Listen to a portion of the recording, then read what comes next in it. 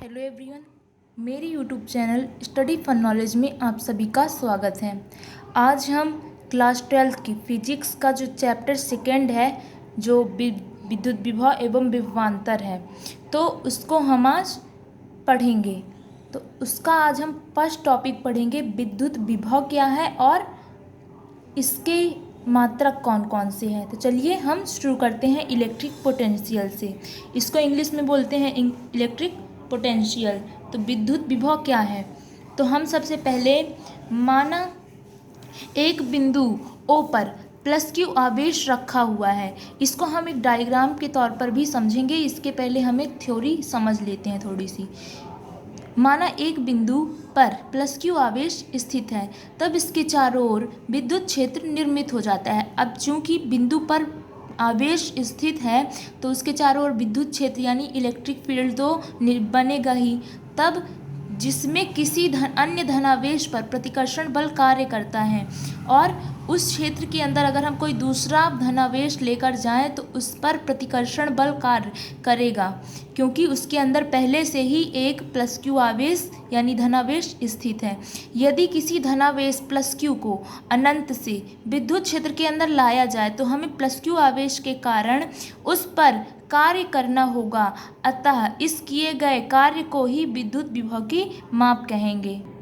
अब हम इसको एक डायग्राम के तौर पर भी समझ लेते हैं, जैसे कि कोई पॉइंट है जो O है। अब हमने थ्योरी में पढ़ा कि इस पॉइंट O पर प्लस क्यू आवेश स्थित है, तो इसके चारों ओर एक विद्युत क्षेत्र बन जाता है। मान लिया कि ये विद्युत क्षेत्र इसके चारों ओर बन गया।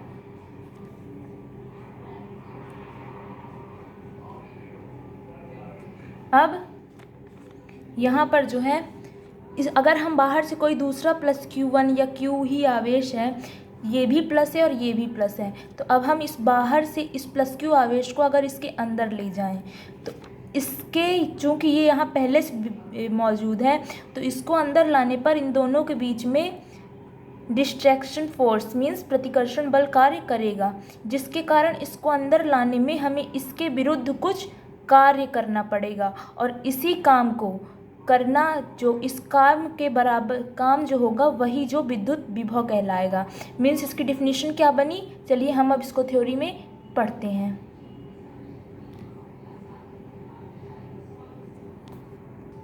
तो देखिए ये प्लस क्यू, ये है यहाँ से एकांक धनावेश को अनंत से या फिर किसी क्षेत्र से अनंत से, क्योंकि हमारे पास प्लस क्यू आवेश है और जो हम लाएंगे वो अनंत से, तो एकांक धनावेश को अनंत से विद्युत क्षेत्र के अंदर किसी बिंदु तक लाने में जो कार्य करना पड़ता है उसे उस बिंदु पर विभव या विद्युत विभव या इलेक्ट्रिक पोटेंशियल कहते हैं। इसे कैपिटल V से डिनोट करते हैं।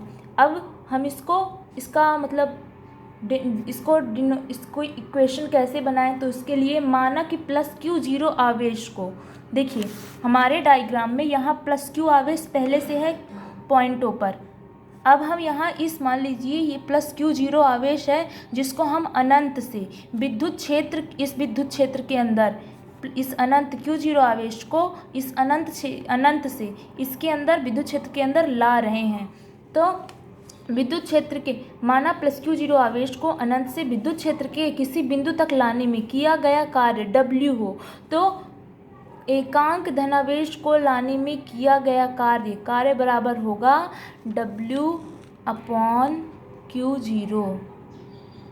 ओके, और यही जो कार्य है, यही जो वर्क है, यही जो कार्य है, इसको ही हम क्या बोलते हैं, इसको ही हम बोलते हैं विभव। यही विद्युत विभव अर्थात V = W/Q0।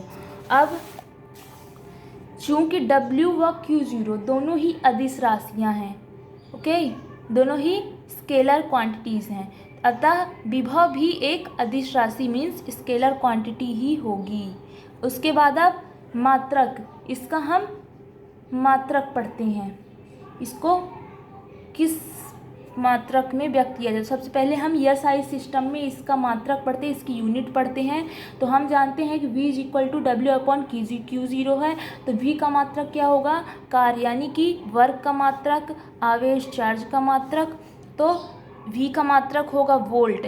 1 वोल्ट बराबर कार्य का मात्रक होता है जूल, 1 कूलाम। तो 1 वोल्ट विभव की हम परिभाषा भी देख सकते हैं कि 1 कूलाम आवेश को अनंत से विद्युत क्षेत्र के अंदर किसी बिंदु तक लाने में 1 जूल कार्य करना पड़े तो उस बिंदु पर वो विभव 1 वोल्ट विभव कहलाता है। इसी प्रकार अब हम पढ़ेंगे सीजीएस पद्धति में इसका मात्रक।